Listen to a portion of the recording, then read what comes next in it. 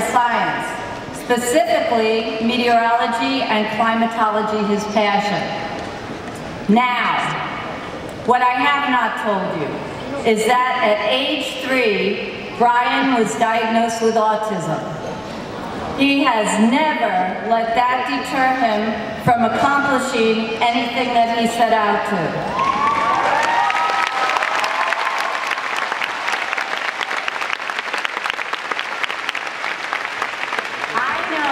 He has had to work harder than most in order to overcome and succeed. He has continuously worked his way through many challenges.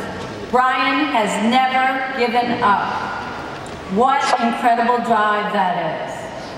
His parents stated in the yearbook that Bryan has great determination and inner strength. His best friend since they were 2, Dan Jordan, also graduating tonight, said that Bryan is very loyal to his belief system and to his friends. When he and Bryan were little, they would watch the movie Hocus Pocus over and over again, as kids so often do. This movie is about somebody who hears something that nobody else hears. It's somewhat about believing in magic. Well, Bryan Boggiano, tonight we will all hear you. You have been the magician. You have made the magic happen.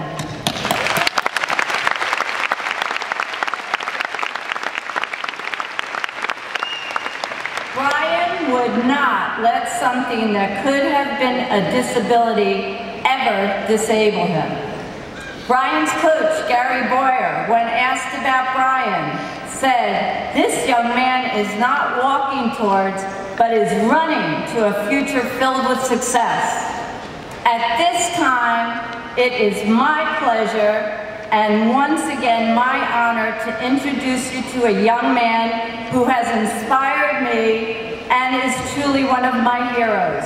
J.P. Taravella High School's 2014 Salutatorian, Mr. Bryan Boggiano.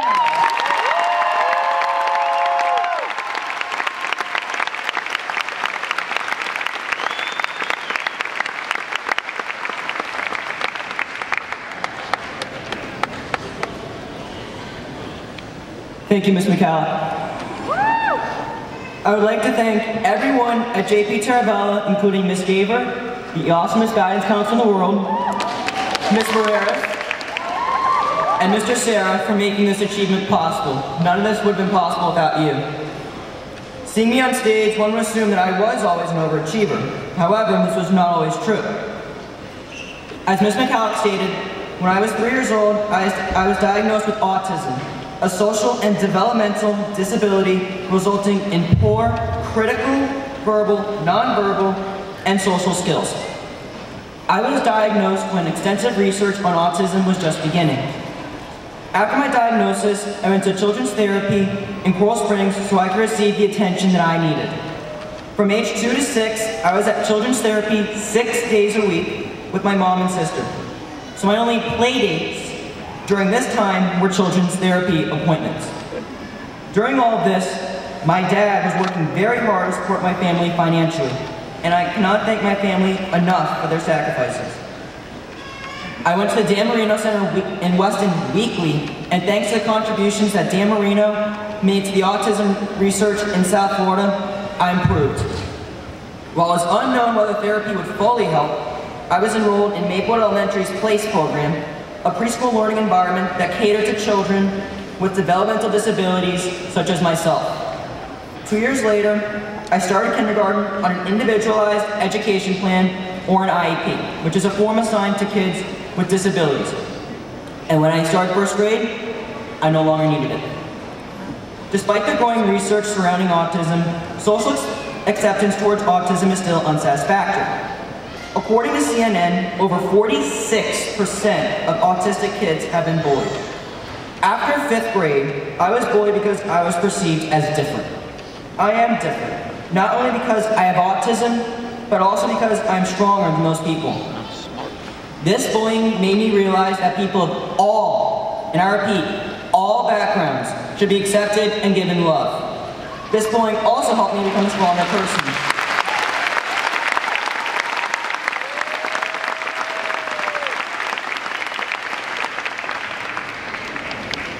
In my opinion, we all have something in common.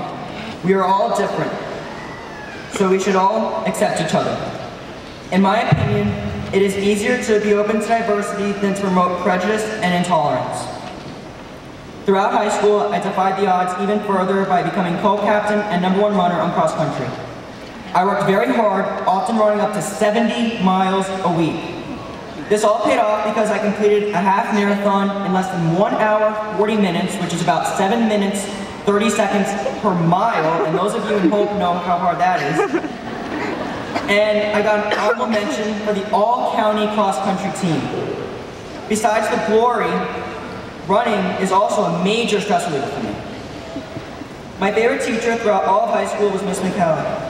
Miss McCallum is extremely passionate about her students and was the most devoted of all my teachers to making sure her students understood all the concepts. She was also a big supporter of autism activism, something I appreciate deeply. Thank you for always being there for me.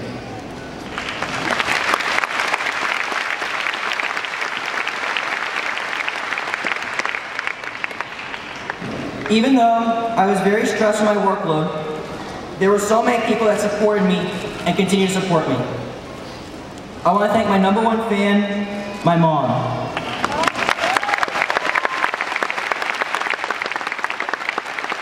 Mom, you're the strongest woman I have ever met, and I love you. You're my greatest inspiration, and you have had my back through it all. None of what I have achieved would have been possible without you. Dad, I know you're always working very hard, but you have done a great job supporting the family. And to my sister, Sammy, I may argue with and annoy you as any little brother would do, but at the end of the day, you are not only my sister, but also my best friend. Thank you to all.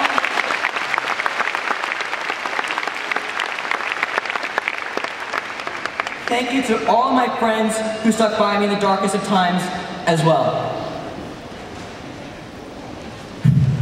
My friends and family had my back during another rough time. Besides being perceived as different because I have autism, I am different because I identify on the LGBT continuum as bisexual. I came out a year ago mainly because it was stressful for me to keep this secret in and because I have been perceived as such for years. I was very lucky that when I came out, my family ended up being a big support network for me, joined 5 months later by everybody at my school, including all my friends. My mom and dad took me to support groups every week, and my sister got me in touch with friends of hers that were going through some things similar. I cannot thank them enough for being accepting of this aspect of my life.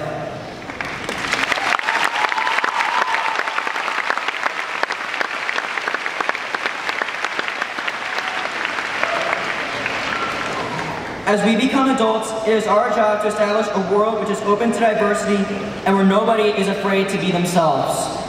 It is important that, just like my parents, you would sacrifice so much for the welfare of your child. There are parents that are struggling with children like me who are more affected by autism.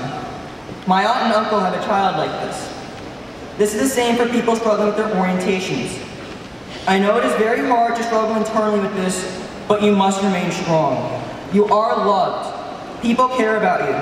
People are accepting. People are open-minded. Attitudes towards the LGBT community have been changing over the past 15 years, and you must rise with these optimistic attitudes. If you can accept yourself, then most of your journey is already complete. We live in a world run by individuals seeking to better themselves, because if you are living a lie, you are not actually living. Life is too short, and living a lie is wasting precious time. We also live in a world with varying opinions, so we must accept open-mindedness, but tolerate ignorance. After I graduate from UF, go Gators. I think got some Gators up there. Nothing against FSU. Okay, I want to pursue my dream job as a meteorologist. If I get married, I want to have kids so I can become an activist for them, much like my family was for me.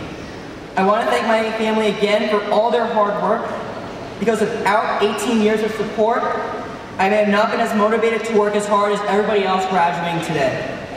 Once again, thank you for everything, including your love and hope, which never faded. Congratulations to everybody in the class of 2014, and I want to end off by saying this. Even though the world could be a hard place, we all deserve 5 things. And those 5 things are friendship, recognition, respect, love, and lastly, acceptance.